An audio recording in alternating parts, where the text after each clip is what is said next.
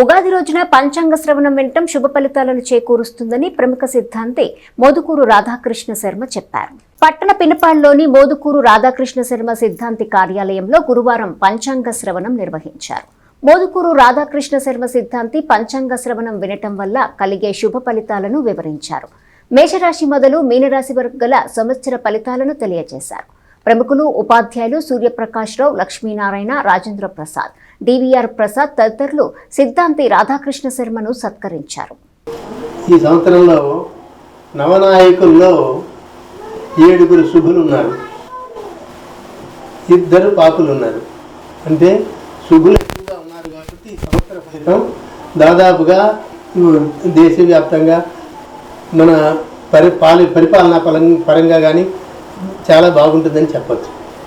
అయితే ఇందులో ఆదాయ వ్యయాలు, రాజపూజ్యము, అవమానాలు ఇవి ప్రధానమైనటువంటి కొలబద్దలుగా నాకు కనిపించలా. పూర్తిగా గత సంవత్సరం, ఆ కింద సంవత్సరం కొంతమంది చూశాను. వాటిని రాజపూజ్యం ఎక్కువగా ఉంది, అవమానం తక్కువగా ఉంది.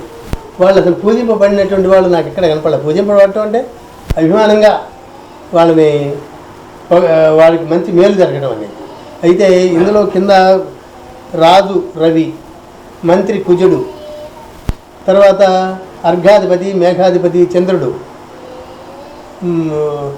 ధాన్యాధిపతి బుధుడు, సస్యాధిపతి శుక్రుడు, రసాధిపతి రవి, నీరసాధిపతి గురువు. ఇట్లా ఉండటం ద్వారా ఏమవుతుందంటే ఆయా వ్యక్తుల మీద ఆయా ప్రభావాలు ఉంటాయి.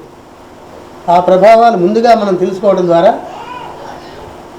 వాటి నుంచి కొంతవరకు మనం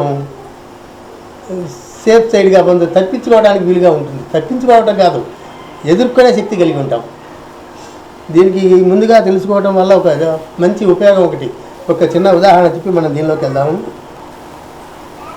వెనకాల నుంచి చెప్పా పెట్టకుండా ఎవరన్నా ఒక మిత్రుడు ఈ మీద పెద్ద దెబ్బేసాడు అనుకోండి, మనం దిమ్మెరిపోతాం. అదే వాడు వచ్చి ఇట్లా దెబ్బ కొడుతున్నాడు అనే అదే స్థాయిలో మనం కండరాలని బిగబట్టుకుని ఉంచున్నాం అనుకోండి, దాన్ని తట్టుకోగలిగిన శక్తి కలిగి ఉంటాం. ఇది కూడా ముందుగా తెలుసుకోవడం ద్వారా మనకు కలిగే ఫలితాలు అది.